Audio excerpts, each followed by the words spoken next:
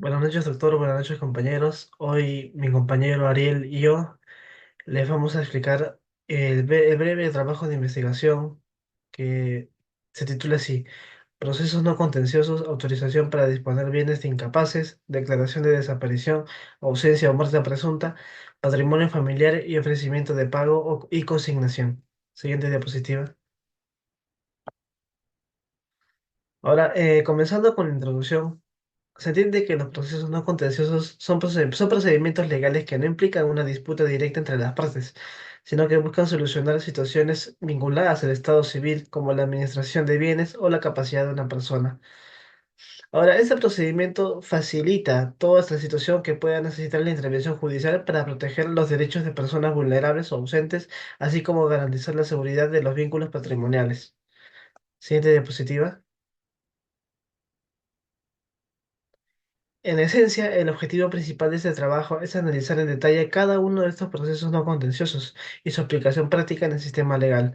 Se buscará entender cómo se gestionan y qué implicancias tienen en la vida diaria de las personas. Además, se explorará cómo estos procesos contribuyen a la protección de los derechos de los incapaces, la solución de los problemas derivados de la ausencia de una persona y la administración de bienes dentro de un marco familiar.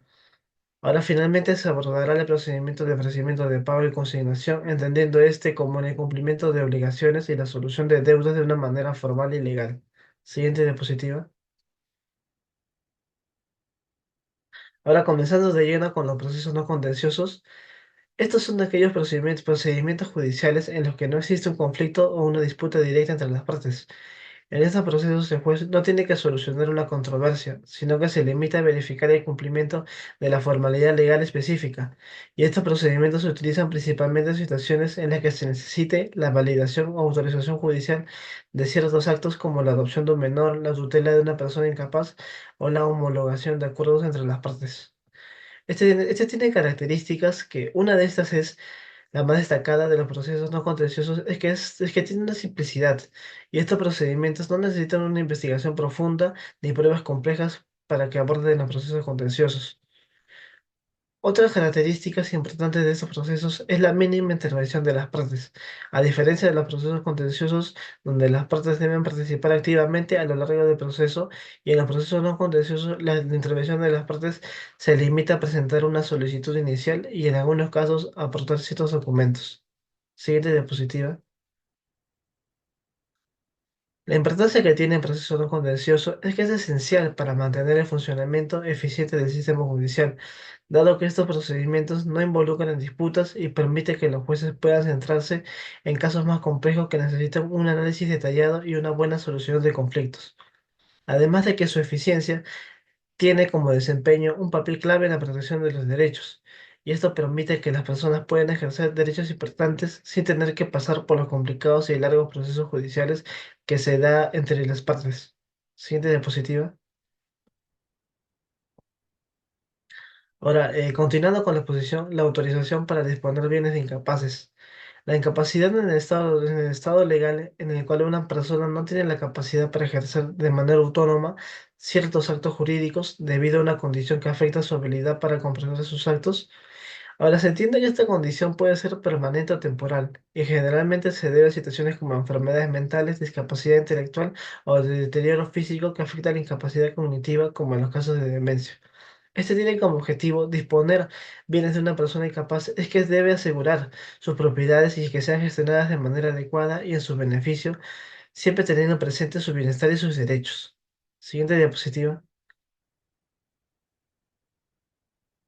Ahora, el procedimiento judicial para la autorización es que para disponer de bienes de una persona incapaz, comienza con una solicitud presentada ante un juez, y esta solicitud debe detallar la necesidad de disponer de los bienes, indicando el tipo de acción que se desea hacer, como la venta o transferencia de propiedad.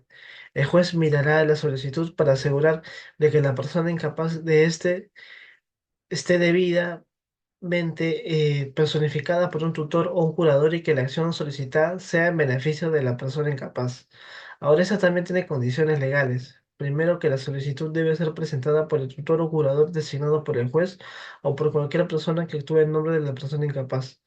Esta solicitud debe contener información detallada sobre los bienes a disponer y el motivo por el cual se necesita la disposición de estos bienes, ya sea por necesidad económica, salud o cualquier otra situación. Ahora, esta documentación necesaria incluye, además de la solicitud formal, los informes médicos que demuestren la incapacidad del individuo. Siguiente diapositiva. Ahora, el siguiente tema que es la declaración de desaparición, ausencia o muerte presunta. La declaración de desaparición, ausencia o muerte presunta es un proceso legal que permite a los tribunales declarar a una persona como desaparecida o muerta en algunos casos, cuando se tiene o no se tiene una certeza de su paradero o de su vida.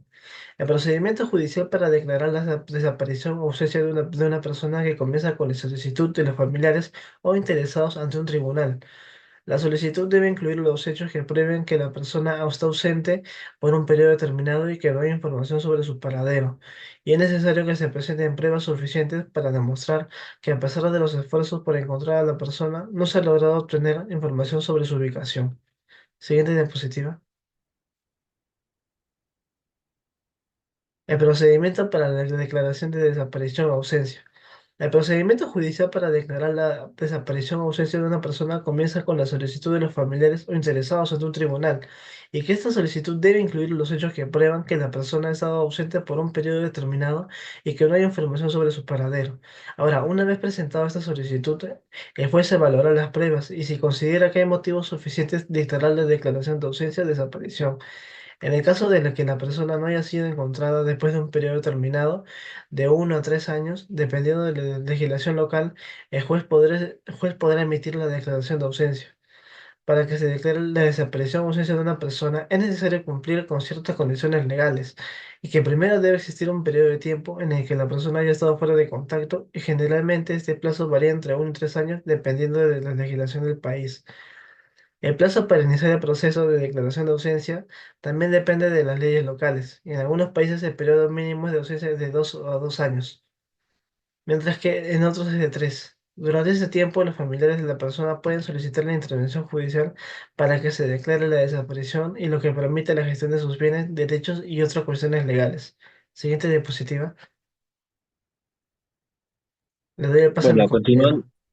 continuando con la exposición, les voy a hablar acerca del patrimonio familiar, el cual conforma un conjunto de bienes que se destinan a la protección y el bienestar económico de la familia. Este patrimonio tiene como finalidad garantizar la estabilidad y el sustento de los miembros de la familia, especialmente en situaciones difíciles como la muerte, la incapacidad o el abandono de uno de los principales proveedores de la familia. Esto busca preservar estos bienes de cualquier acto que pueda poner en riesgo a la familia, ¿no? Además de su función protectora, el patrimonio familiar tiene como objetivo crear una base económica sólida. En este patrimonio, como la vivienda familiar, pueden pasar a ser parte de un fondo que garantice la continuidad de los derechos de la familia. De esta manera, el patrimonio familiar se convierte en un mecanismo legal que ofrece protección en el corto y largo plazo para los miembros de la familia frente a situaciones imprevistas o la pérdida de un sostén económico. Siguiente diapositiva. Continuando con el procedimiento legal para la constitución del patrimonio familiar. El procedimiento para constituir un patrimonio familiar comienza con una solicitud presentada ante el juez por las personas interesadas. Normalmente es por los padres o los cónyuges. En esta solicitud se deben detallar los bienes esenciales para el bienestar de la familia y comprobar que no existan deudas o impedimentos legales que afecten su estabilidad. Según Mendoza, la constitución debe formalizarse mediante la escritura pública ante un notario y registrarse en el registro de predios, siguiendo un trámite no contencioso ante un juez o notario. Una vez aprobada, se inscribe la escritura en el registro correspondiente, lo que otorga una validez legal. Los bienes incluidos quedan protegidos ya que no pueden venderse, donarse ni embargarse sin autorización judicial, garantizando así la seguridad y estabilidad económica de la familia. Bienes susceptibles de ser incluidos en el patrimonio familiar. Los bienes incluidos en el patrimonio familiar deben ser esenciales para la vida y el bienestar del hogar, como la vivienda familiar, los muebles, electrodomésticos de uso doméstico etcétera. Solo pueden integrarse bienes de uso familiar, no aquellos destinados a actividades comerciales o personales de un miembro. En algunos casos se permiten bienes productivos, siempre que generen ingresos en beneficio de toda la familia. El objetivo de esto es asegurar que los bienes del patrimonio familiar se destinen exclusivamente a la subsistencia, estabilidad y bienestar común, excluyendo los de uso individual o con fines de lucro. Siguiente diapositiva. La protección jurídica de los bienes dentro del patrimonio familiar. Los bienes integrados en el patrimonio familiar cuentan con una protección jurídica especial que impide su embargo, venta o transferencia sin autorización judicial. Esta medida busca asegurar que los bienes esenciales permanezcan en poder de la familia y no se vean afectados por deudas o conflictos ajenos al bienestar común. El propósito fundamental del patrimonio familiar es brindar estabilidad y seguridad en el hogar, protegiendo los bienes indispensables mediante su inembargabilidad e inviolabilidad. Beneficios para la familia y su impacto económico. Estos ofrecen beneficios múltiples, orientados a la protección del bienestar y la estabilidad económica del hogar. Uno de los más importantes es la seguridad financiera, frente a deudas, insolvencia o conflictos legales. Esto garantiza la disponibilidad incluso en situaciones adversas como crisis económicas o pérdida del empleo. Además, según Rodolfo y Serabona, esta protección no solo brinda seguridad inmediata, sino que también asegura la estabilidad a largo plazo al conservar los recursos fundamentales dentro del núcleo familiar. Desde una perspectiva económica, el patrimonio familiar impide la venta o embargo de bienes esenciales, evitando que se utilicen para cubrir obligaciones financieras personales. Siguiente diapositiva. Ofrecimiento de pago y consignación. Bueno, el ofrecimiento de pago es un acto jurídico mediante el cual el deudor manifiesta su voluntad de cumplir una obligación pendiente frente a su acreedor. La finalidad principal es demostrar la disposición del deudor a cumplir con su deuda y evitar considerando en mora al acreedor. El acreedor se niega a recibir el pago sin causa justificada. En caso de negativa injustificada del acreedor, el deudor puede acudir a la consignación judicial, que permite efectuar el pago de manera oficial ante la autoridad competente, asegurando el cumplimiento de la obligación. Así, el ofrecimiento de pago protege los derechos del deudor, sirviendo como prueba de su buena fe y voluntad de cumplimiento. Siguiente diapositiva. Bueno, el procedimiento para realizar un ofrecimiento de pago y consignación judicial se da por un acto en el cual el deudor manifiesta su voluntad de cumplir con su obligación. Si el acreedor rechaza el pago y el deudor puede formalizarlo ante un juez en caso necesario, realizar una consignación judicial depositando el monto adeudado para extinguir legalmente la deuda y evitar la mora. Los requisitos legales para la consignación de pagos exige que el deudor haya realizado un ofrecimiento previo y documentado de la negativa del acreedor. Debe consignar el monto exacto en una entidad autorizada, obtener un comprobante y notificar al juez para validar el procedimiento. Cumplidos todos estos requisitos, el deudor queda librado de la deuda y protegido de reclamaciones futuras. Los efectos que genera la consignación de la resolución de deudas. El pago libera al deudor de su obligación, incluso si el acreedor no acepta el pago directamente. Al depositar la deuda ante una autoridad competente, el deudor cumple legalmente, evitando así la mora e intereses y sanciones. Si el acreedor rechaza injustificadamente, el deudor puede solicitar la resolución del contrato y queda protegido de futuros reclamos. Resolución de conflictos patrimoniales a través de la consignación. Es un mecanismo legal que soluciona conflictos patrimoniales cuando una parte se niega a aceptar un pago. Permite al deudor cumplir judicialmente su obligación, evitando reclamos posteriores. En caso como unas transacciones o deudas hereditarias, el deudor puede consignar el pago ante un juez, logrando así la resolución legal del conflicto y la liberación de la deuda. Siguiente diapositiva. El impacto de los procesos no contenciosos en la protección de derechos. Estos procesos no contenciosos se diferencian de los procesos contenciosos por su naturaleza. En los contenciosos existe un conflicto de intereses entre las partes quienes presentan pruebas y argumentos para que el juez resuelva la controversia. En cambio, en los procesos no contenciosos no hay disputa, sino que el juez solo verifica el cumplimiento de los requisitos legales para autorizar un acto o solicitud. Por ello, son más simples y rápidos. Un ejemplo sería que cuando un padre pide autorización judicial para vender un bien de su menor, de su menor hijo, si no hay oposición, el proceso es no contencioso, pero si los padres discrepan, el caso se vuelve contencioso y más complejo. Siguiente positivo. La protección de los derechos patrimoniales y personales. Los procesos no contenciosos son esenciales para proteger los derechos personales y patrimoniales de forma rápida e eficiente, ya que como garante de los derechos de las partes, en estos casos el juez actúa como garante de los derechos, verificando que las solicitudes cumplan con la ley y resguarden los intereses que quienes pueden ser vulnerables.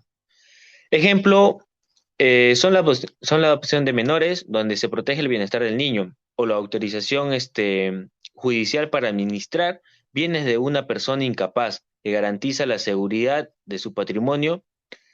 Bueno, en conjunto, estos procesos brindan seguridad jurídica sin necesidad de un litigio prolongado. Siguiente diapositiva. La protección de derechos patrimoniales y personales.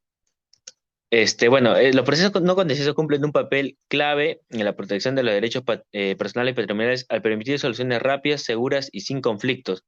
En ellos, el juez garantiza que las decisiones se ajusten a la ley y que los derechos de las personas sean respetadas. Casos como la adopción de un menor o la autorización para administrar bienes de una persona incapaz muestran cómo este tipo de procesos que protegen tanto el bienestar personal como el patrimonio de los involucrados. Siguiente diapositiva. Bueno, conflictos comunes resueltos mediante el proceso no contencioso. Estos procesos se aplican en diversos casos donde no existe conflicto entre las partes, permitiendo resolver asuntos legales de manera rápida, sencilla y económica. Los más comunes están la autorización para administrar los bienes de una persona incapaz, la designación de tutores, la adopción de menores y el cambio de nombre. Bueno, en todos estos casos, el juez actúa principalmente como verificador del cumplimiento de la ley, garantizando la protección de los derechos e intereses de las personas involucradas. Así, los procesos no contenciosos contribuyen a facilitar el acceso a la justicia y a ofrecer soluciones eficientes sin necesidad de un litigio. Siguiente diapositiva. A manera de conclusión, los procesos no contenciosos son una herramienta vital para la administración de justicia más ágil, económica y accesible. Su correcta aplicación no solo facilita la resolución de situaciones legales sin conflicto, sino que también refuerza la protección efectiva de derechos patrimoniales y personales en el ámbito legal. Gracias.